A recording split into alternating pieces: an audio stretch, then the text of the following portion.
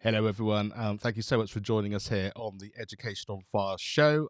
Delighted to be with you. We've had some funny games just before we started, which is the beauty of being live. So thank you so much to Neil for managing to get everything sorted and making this available for everyone to come along. If you are watching live, do just say hello. Do just make sure that you can hear us, that you can see us okay, because it's always great to be able to check that out. If it all looks good at our end, but just to make sure that that it's all going well for you to make the most out of this experience as well. Of course, we're here to sort of celebrate everything that's happening in education that's making a difference to child. It's a child-centered, child-focused idea of education, and everything that we're doing in our own worlds in order to do that is something we want to celebrate, to sort of show how we can support the system, even if maybe we'd like the system to be slightly different. So yeah, that's kind of what we're trying to do, both in terms of this show and also obviously the podcast as well. If you'd like to make a comment, if you'd like to ask Neil anything, then please do just write in the chat. It'll just stay in the chat to begin with, and I can bring that on screen and we can go back and forth that way. So you can do that at any time.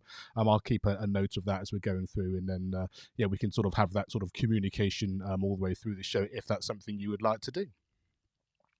So, of course, this is the reason that we're here to sort of share the podcast that goes out on a Monday from an audio point of view, a chance for you to share your work. If there's things that you've got going on or things that you'd like to shout out, then please do put that in the comments and we'll share that as well. Some education news for the week. There's definitely something happening this week which we'll want to share related to Ofsted. So yeah, we'll cover that towards the end as well. And of course, the main thing is to be able to share interviews and guests and be able to bring you these things in live time, which the whole point of that was that from the audio podcast point of view, of course, you get to hear it, you get to hear that and use it and listen to it in whichever way you prefer, but it's not as interactive. And so we thought this would be a great way of using video, using the live format to be able to bring you into part of this and for us all to sort of share this experience. So from a YouTube point of view, please do subscribe. It's great to be able to sort of make sure that you know when the next things are coming up. And of course, if you hit that notification bell, then even if we're going live unexpectedly, and I think we may do one or two little things towards Christmas just to sort of have an enjoyable holiday experience, then you'll know when we're going live for that as well. Just some maybe one or two fun things that'll be brilliant to be able to do as we go forward.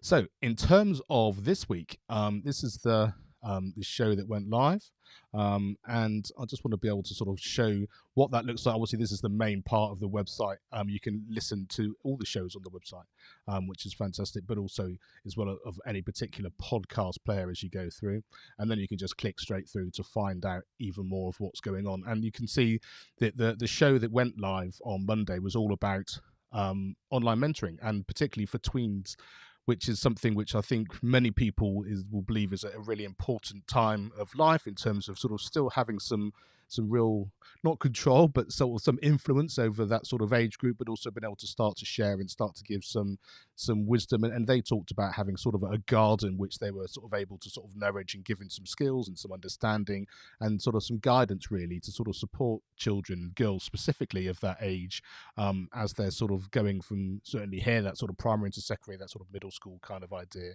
in America. So yeah, do go and check that out. And it was great to have Katie, Becky and Ali, and it's great to have three people to be able to chat to, which is unusual on the podcast. So yeah, do make sure that you go and check that out, as I said, on any of the platforms. And depending whichever your favorite is, if you go to educationonfire.com/listen, you can click straight through and follow, subscribe, whichever the platform asks you to do. And then that way you get the latest episode when it goes live every Monday straight onto your device. So let's bring Neil on and let's find out exactly what he's been up to and more details about his new book, which is going to be coming out, I think, early in the new year. So Neil, thanks so much for being here. Thanks so much for having me, Mark, and hello to all our listeners. It's fantastic to be back again after the podcast. Yeah, absolutely. And towards the end of the show, I'll make sure that we share the episode that we did earlier in the year, and we wanted to make sure we could follow this up and sort of share a little bit more about what you're doing, but specifically, like I said, with that sort of book focus and the sort of how that sort of is going to be supporting more of the stuff that you're doing. So why don't we first of all go into tell us the name of the book, but also in terms of sort of how did it sort of come about? Okay, so the book's called Time to Rise Up, and it's about how schools can support students' mental health.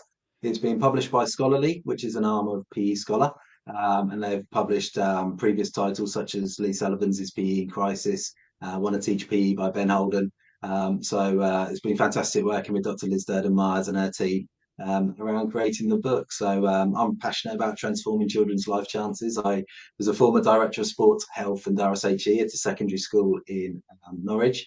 And about 6-7 years ago, we found out that there's a 13-year life expectancy difference depending on what side of the main road children were born on. And when I first found that out, I was really angry. And then I didn't think that was fair in one of the 10th richest economies, that there was such a disparity between kind of what side of the road a child was born on, as we don't choose where we're born. Um, and from that fueled my work as a director of sport, all around how can we reduce children's obesity, how can we work on early intervention mental wellbeing programs, and we had some great success with that early on over lockdown, working with key worker children. But around that time, I really got into financial literacy as well, and about how we can help children have the resources. And one of the challenges, I said, I never asked children to do stuff that I'm not prepared to do myself. So I created Future Action, which was like a sideline business, and it's kind of grown a bit bigger than that. And then just before I left teaching at Christmas last year, I found the power of trauma-informed practice. So kind of the book is all around kind of transforming children's life chances, looking at kind of early intervention, mental wellbeing programs, and trauma-informed PE. But before, there's kind of 4 parts to it. The first part looks at kind of setting the scene, and is it the school's responsibility to be the front line of mental health? Then it looks at part 2 is early intervention. Part 3 is trauma informed practice, and then part 4 is how we can move forward together as a society, really. And you posed the question there: is it schools' responsibility? I mean, without giving away the sort of the inside secrets, as it were, of what you're going to say. So, what sort of did you sort of come to for that?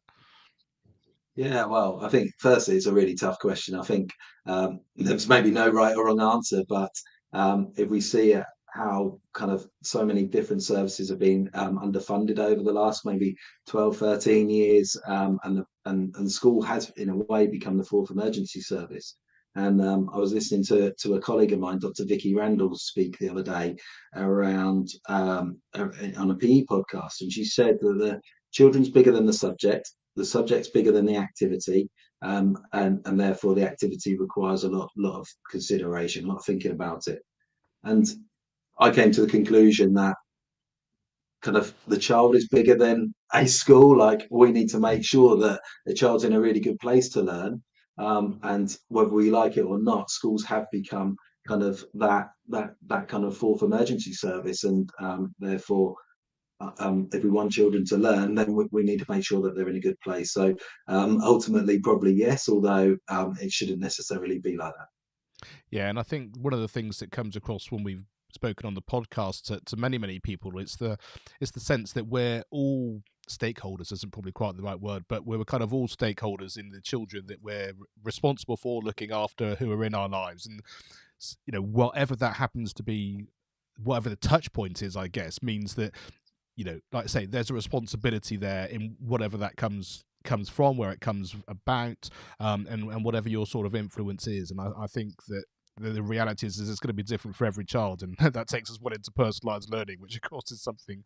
which I know is important for so many people. So take us through, actually, let's look a little bit at some of the things that you've done through Future Action as well, and how we're going to kind of make some of those things happen. So let me just try and share a couple of these things. So let's start here, shall we, and sort of take us through what this is and how it sort of works through the program. Yeah, so obviously mental health is a really complex topic, and as teachers, we're not trained really to deal with kind of serious mental illness and stuff like that. So for me, our programs are all at the top of that pyramid, the early intervention for all. And as teachers, we're in a really privileged position because, and I only really realised this when I became a dad. I've got 2 young children, and we get to spend so much time with other people's children, and we're really fortunate to do that. And as frontline teachers and educators, we're best placed to see if there's slight changes in people's behaviour, and we teach strategies where we can be really proactive in identifying those children that are struggling, and then move them on to specialist support. Lots of schools have mental health support teams, school counsellors these days. So kind of that's the first role we play: is can we move children that are struggling to get specialist support? Because there's huge waiting times at the moment to access CAMS. And what we want to do is nip problems in the bud as soon as we possibly can. From there, once we've done that, then we want to teach all children and staff kind of self-care strategies, and that's where this Rise Up program came from. This is a 9-step roadmap, and this is kind of what I use kind of with my key worker children, and then it developed over the next 2 years. So we're really road testing all these strategies. So the first one, introduction, is all about breaking stigma, and that it's okay to not be okay. Stage 2 is all around identification and how we can help children, spot children that are struggling and get them that special support as early as possible, like I just said.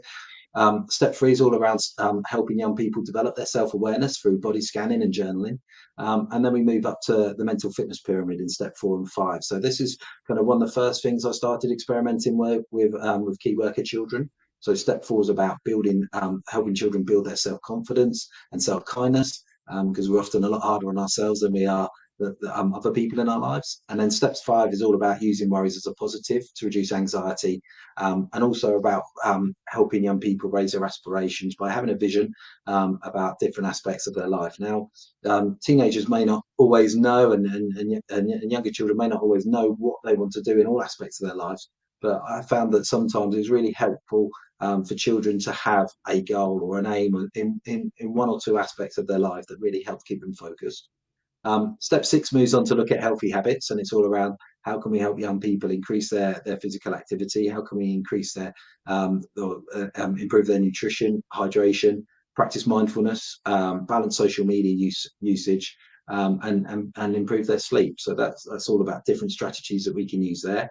And then step 7 is how to get our daily dose of the 4 happiness chemicals, so dopamine, oxytocin, serotonin, and endorphins. And then as we move up to stage 3 about impact, it's around how can we create whole school impact in over 10 different ways, such as in RSHE, PE, form times, sports sanctuaries, student voice, stuff like social media campaigns to bring in the wider community. How can we celebrate that success, and make a real thing of that? Because Youth Sports Trust did a parental survey about 2 years ago now, and the most important factor for parents when selecting their secondary schools was what the schools were doing around health and well-being. So we know that's a really important factor for parents. So let's celebrate the great work that we do in schools, and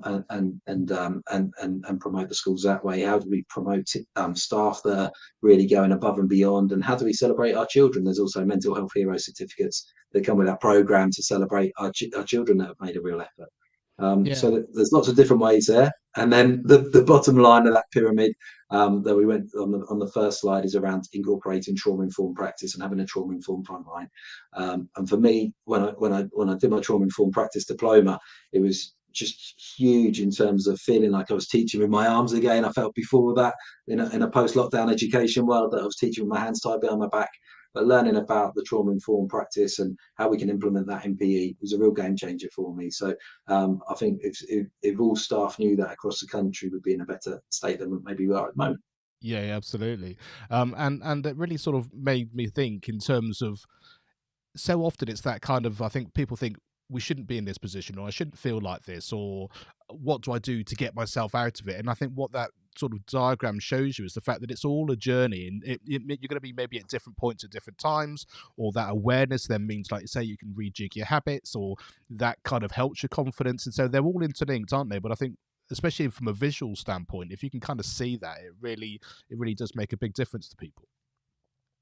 Absolutely. And the schools we work with are given total agency to implement programs in a way that suits their needs and suits their young people. And they're encouraged to focus on different aspects rather than do the whole thing in a formulated way. Like as a teacher, I used to hate it when stuff got foisted on top of me, and I wanted to have that agency to shape it. Like no one knows children better than the teachers that are teaching them in front of them. So let's give teachers agency. Let's trust them. Let's value them. They know what they're doing. Let's give them the tools and the time to actually plan things that are going to make a real difference for their young people. Yeah, fantastic. Right, well, let's step into into the sort of the roadmap there, and how does that sort of carry on through from what you were saying? Yeah. So we had a fantastic few years at my school. We were flying. We won awards for the work we were doing around early intervention mental wellbeing program, for our mental wellbeing programs, for our financial literacy programs. And then our school fell apart. It was a really, really challenging time for me personally. Like the head teacher left, chair of governors changed, trust changed. We had in my MP department, we had three fantastic members of staff off on long-term maternity and paternity leave, which was fantastic for them, but really, really challenging in terms of maintaining those standards and kind of the level of provision that we were offering our young people. And for the first time in my teaching career, I was really struggling to build relationships and to manage behaviour. And it was always something that had come really easy to me. So that's where I found trauma informed practice. And it, like I said, it was a real game changer. Firstly, that understanding of the adverse childhood experience studies data that shows that correlation between adverse childhood experiences and ultimately early death, unfortunately. And then kind of understanding the protective factors and the importance of relationships, and then how we can kind of intentionally create fantastic relationships with our young people.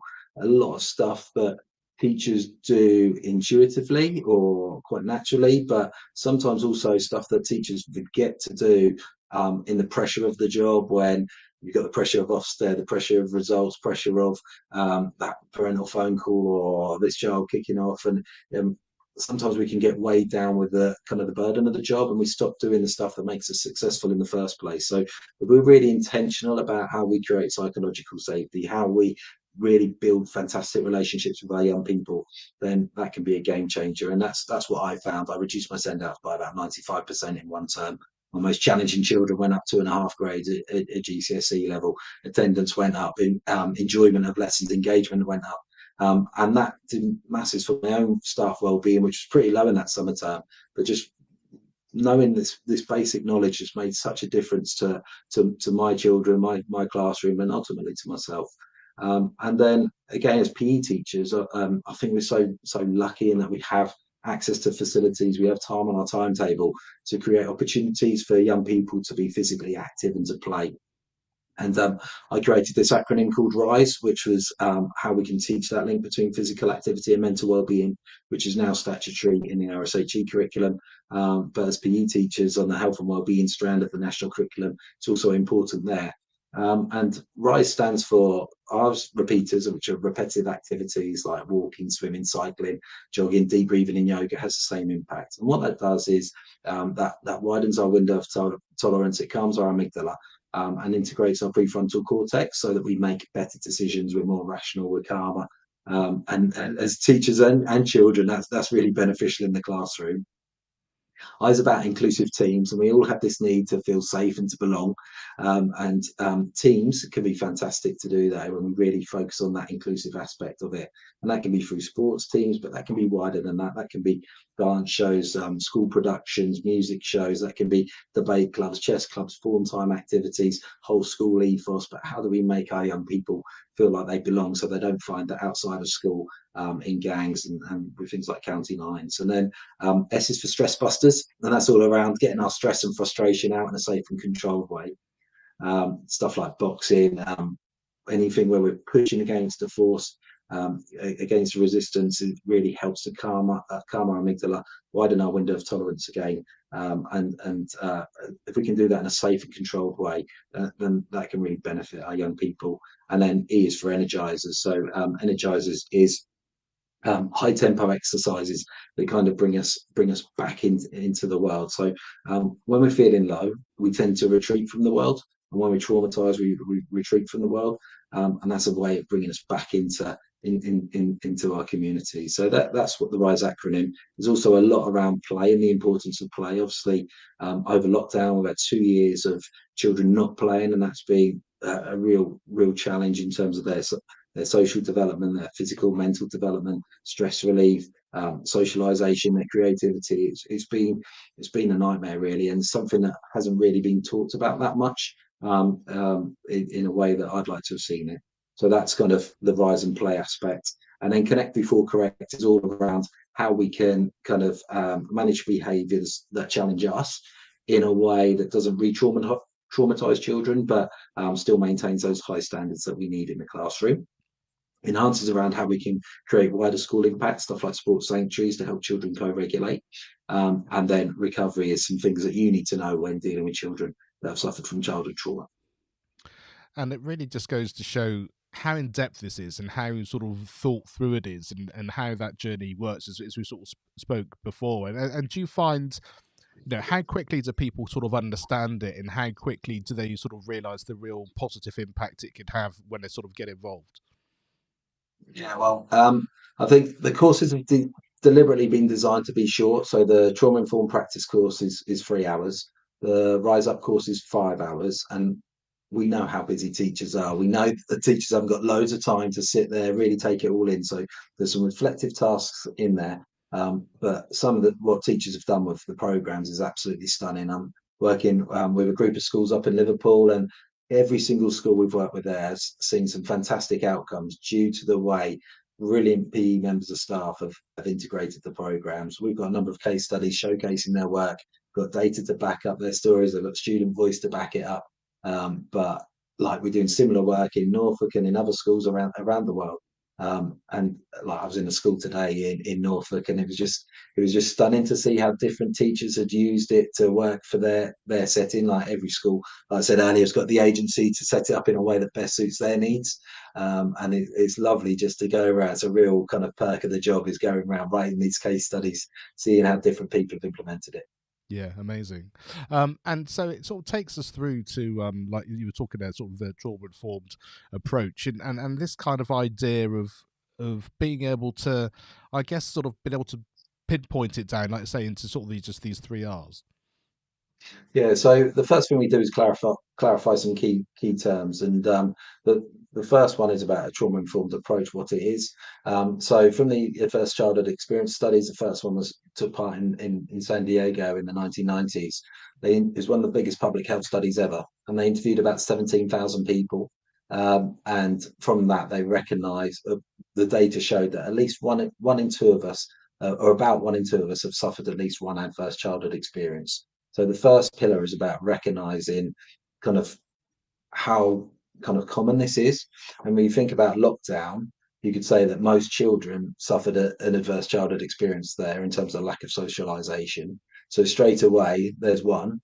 Parental separation, two, or any other kind of childhood trauma adds that up. And as the number of adverse childhood experiences increases, the chances of a child suffering from behavioural issues or attendance issues or cognitive development issues, they all increase quite rapidly as well.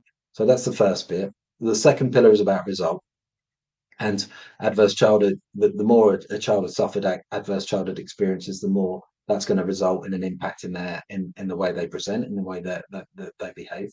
And then the final one is about when we create environments that respect the child, that give them choice, that empower them, they're more likely to make a recovery on that journey. So that's kind of the three pillar approach for trauma informed. And you kind of mentioned before there about going into schools and that kind of thing. So take us into sort of a case study and a kind of one of those sort of practical examples. Yeah, like I said, it's a real perk of the job, and I love doing these. So, what we do is obviously we work with schools. They complete the training, they implement the program in a way that best suits, and then when they're ready, they'll get in touch with us, or I'll speak to them and say, "Do you want to do a case study?" And we'll go in and we'll have a chat about what they've done, and I write it up. So basically, we look at firstly what was their intent, what were the challenges they faced. So today, the school that I visited today, a brilliant school in Norwich, their challenge was around seeing many more students presenting with anxious behaviours post lockdown, and that was really having a knock-on effect with their attendance. So that was the first point. Then we look at how they implemented the program, and they'll talk through how they went about that kind of challenge. And then we look at intent and what were the results, what was the impact of that. We have a school wellbeing scorecard that teachers can fill in about 3 minutes, and from that we get a personalised report. So we do pre-intervention and then post-intervention, and we show kind of the progress a school makes in terms of their provision. But we also use an adapted version of the Warwick Edinburgh Mental Wellbeing Scale as well, for a specific target group. So it might be free school meals or people premium or looked after children. or English as an additional language, and teachers will fill in that questionnaire for kind of teachers' perceptions of student wellbeing, pre-intervention, post-intervention. We also have those surveys with children, or schools will use their own questionnaires with children, and we'll take that journey and we'll make a story out of it and use it as inspiration for other schools that are in similar situations. So, in terms of the book itself, is it there to support all this work that you're doing and everything you're trying to share, but just in a different format and just in terms of awareness? What's kind of the sort of the initial sort of starting point for it? Yeah, a bit of both. Really, I've wanted to write this book for about 2 years. I felt like what I'd witnessed in my teaching career. I trained in 2004, 2005. Um, and from about 2010, 11 onwards, I noticed a marked decline in children's mental health. And that really worried me, particularly as a parent. I've got an 8-year-old and a 4-year-old now. But back then, I was as a head of year at a lovely rural school in Norfolk. And the, the 2 years I was head of year around kind of 2010, 2011, mental health was hardly talked about. We'd have 3 children. The girls the children that I was working with were 3 girls in both year groups over that 2 year period. And then as time progressed, as social media became bigger and bigger and bigger, started to see more and more children suffering. I started to see more girls, more boys, younger children. I saw my own family members, my nieces and nephews struggling as well. I was like, this is bonkers. Like, what is going on here? Like, we need to do something about it. And I always remember a PE lesson. I was teaching a dance lesson to some year 7 girls. And I had 3 girls walk into the class late, and they were really struggling, feeling really anxious. And I felt helpless. I had no strategies. This was probably around 2016, really. So that was kind of, I remember I never wanted to feel that hopeless again. So we've done a lot of kind of testing out different strategies, and this is a way to share those strategies and give them back. So the book is aimed to be as practically accessible as possible and to give teachers strategies that they can use the next day after reading it. And the same with the online teacher training courses. They're all designed so the teachers can use straight away, and they've all been road tested in the classroom. Fantastic. Let's just take a little look at this video, and then you can tell us a little bit about the story behind that.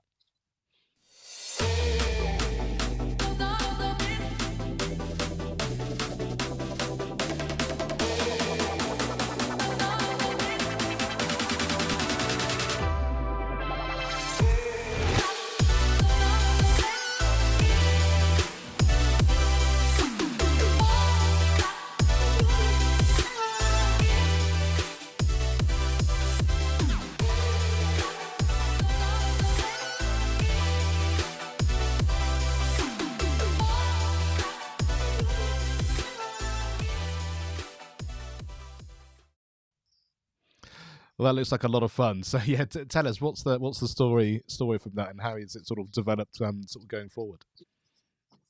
Yeah, so I think it was back around December last year. A lady called Vicky Marshall, who's become a brilliant friend of mine. She was working for Liverpool School Sports Partnership, and she got in touch around potentially doing something together to support her schools. And we kind of created this mock vision around making Liverpool the centre for trauma informed practice PE in the country. And we had this rough vision, and we took it to. She found 4 schools, and Youth Sports Trust funded the program through the secondary education teacher training program that was being funded at the time. They completed both the courses. They implemented it in their way. We created case studies off the back of it, and then from that we had a celebration event, and that celebration event encompassed all 4 of the RISE activities. So we had the colour run was the repeater, the inclusive teams was the Kimball activity, the stress buster was working in the fitness suite, and the energizer we did some raving fit with the glow sticks and that. So that was a way to celebrate what all the fantastic work that our colleagues had done, our hero teachers had done, and the young people. And we filmed some videos on the day, and from that program's now been funded by Youth Sport Trust and Sport England to fund 5 extra secondary schools in Liverpool and the existing 4 schools. So we're delighted to carry on our work with Liverpool. It's been fantastic just getting to know the area. Some brilliant children, brilliant teachers, and it's just been a fantastic program to be part of, and we're now working with Sport England and Youth Sports Trust to find a way to roll out similar programs in 19 other areas in England. And how are you finding that kind of take up of these things? Is it that people really want to get involved, but they don't quite have the funding or the opportunity, or is it all time? Sort of, what's that sort of initial feedback that you're hearing? A bit of both, really. So money's a real challenge. We know how financially challenged schools are at the moment due to the consistent underfunding year on year.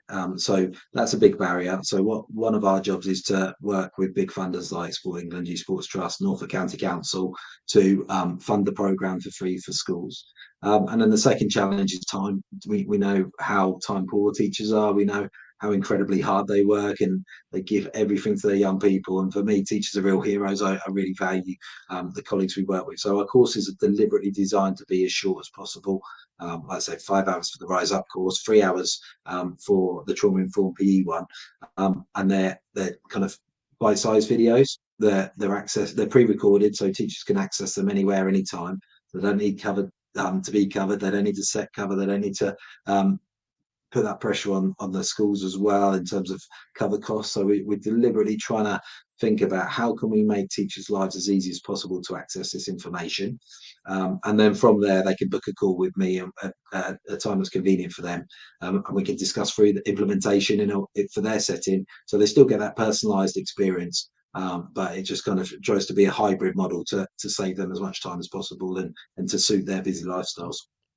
And I think that's the most amazing thing for so much of what we share here at Education on Fire. It's the people with real understanding, real kind of clarity on what's helpful, but being able to also have that creativity and the knowledge from an education sector, but also from a kind of an informed sector of knowing what's needed and how that can happen. And I think we often talk about having a silver bullet to change the entire system, which is probably well needed. But at least we can do something today. And like I say, whether that's sharing the book, sharing the course, opening up these ideas and sharing what it is that's going on in the world of education and supportive for people in education. And I think it's a wonderful thing. So yeah, do keep doing what you're doing, because every child that you're helping, every school that you're going into, that ripple effect really does make a really big difference. So just remind everyone in terms of what the book is called, and we'll make sure that once it does go live that we can sort of share that with everybody and make sure they know where to find a copy. Amazing, thank you. So it's called Time to Rise Up, Supporting Students' Mental Health in Schools. It's being published by Scholarly. You'll be able to get it from Amazon, and we're working towards a January or February kind of release date. The original plan was October half term. It's just gradually shifted back as kind of we're working very hard on a number of things. So we've got this fantastic pedagogy PE conference next week that we're really looking forward to. That's going to be awesome as well, a practical PE course for PE teachers. So there's loads going on, but it'll be worth the wait, hopefully. Fantastic. Well, Neil, thanks so much. I really do appreciate exactly. Let me just come back here and I really do appreciate what's gone on. I really appreciate the work that you're doing. I really do appreciate everything that you've been done for me, and also just to make sure that you really understand, I really appreciate the support you've done for me, both in terms of sharing everything related to Education on Fire, and the fact that we do have this ability, I think, within a network of education to kind of make the most and shout as loud as we possibly can for everyone that's doing amazing things and making a really big difference. So yeah, thanks so much indeed. And yes, we'll keep in touch and share everything that you're doing as it starts to progressing and grows even more. So yeah, I really do appreciate it. So one of the things I also wanted to make sure that everybody was aware of, the big recycling hunt. Thank you for people who are letting me know what's going on in the world of education, things that are available for people as well. So you can see here, schools.recyclenow.com gives you lots and lots of information. Takes you to here, gives you the video that you can see and everything that's happening as part of that, helps you to sign up. Obviously lots of free resources as well. So it's great to be able to share these things. Yeah, do keep those coming in, and I'm more than happy to pass that on for those people who are watching. This particular one, I think, finishes at the end of November, so you've only got a week or so to get involved. So yeah, do make sure you do that. If you go to that website, schools.recyclenow.com, and then you can get to that page, and then you'll be in good shape to be able to get involved and make the most of that and bring that into what you're chatting about during your school. The other thing, which of course is incredibly important to me, is music as a musician, and I'm really pleased that these free resources are available from the Army. It's such an incredible thing to be able to share. I know funding and time, as we've been talking around already, from a PE standpoint and a wellbeing standpoint, but music at the heart of education, I think, can only be a positive thing. Certainly was for me, and certainly has been for many of the people in my life. So yes, I really want to to make sure that you're able to sort of to see that as it comes through, and that wasn't quite me in my younger days, but certainly something which I can identify with, and so there are some great free resources in terms of learning to play related to education, and lots of things that can sort of take through all of that. So yeah, do check those things out as they go through. So as I mentioned before, Neil was on the audio podcast, so you can check that out. It's episode 354. Same sort of conversation as today, but a little bit more in depth in terms of his background and some of the ways that he got involved in his teaching, and some insights in terms of his education experience and resources, and some advice and that kind of thing as well. So it's really worth going to check that out. As I said, educationonfire.com will take you to be able to listen to it on the website, but also by the same token, you can find it if you just search in whichever podcast platform you've been able to do. And this was something I really wanted to make sure you could do beyond Ofsted. And this inquiry has been going on. It's been released this week, and you can find out all about it. And also, as you can see, the report is now live. It takes through everything they've gone through, takes you through their thoughts, their findings. There's many pages. I will let you go through and see all of that. But not surprisingly, it does turn out that there's a lot of thought in there in terms of whether Ofsted is fit for purpose, how the teachers are feeling about it, and some great ideas about how that may and could look different in the future, and especially schools, again, having responsibility for sort of planning how they can improve and giving them support in a way which is less kind of confrontational and with a bit more insight. And I think one of the things that was mentioned was the fact that Ofsted used to go in maybe for many days in a week, a group of people really doing a deep dive, and now it's kind of a little bit more of a kind of hit and run kind of approach, which we know is incredibly stressful for the schools and doesn't necessarily get the best results out. And as we know, very sadly, it has some very, very serious implications. And I'm sure that story you will have heard anyway. So yeah, still wanted to make sure that you knew that was actually out this week, and do go and check that out beyond Ofsted. Definitely worth having a look at that. So thanks very much for being here. Thanks so much for watching. It's always great to be able to bring you these things. Please do share the show with everybody. If you go to educationonfire.com/YouTube, that takes us through to this site. So whether it's a new show coming up, if it's a past show, it all just lives on there. Really worth being able to check that out and share it with people. If indeed you'd like me to start recording the normal audio podcasts on video, so it won't be quite as intricate as this, but just our conversations that we can then just upload to YouTube, do let me know, because I'll be really interested to see if that's something you'd like to do as well. As we start to plan our podcast going into 2024, we can do that and make that work in that kind of format if it's the sort of thing that people want to do. So yeah, do let me know. Just put something in the comments. I'll be really pleased to hear it. So I won't take up any more time of your evening, and thanks again to Neil. Really do appreciate his time, and of course we will share his book when that does go live and hits the bookshop, so to speak. And I will leave you with exactly what that book is, and we'll be back again next week.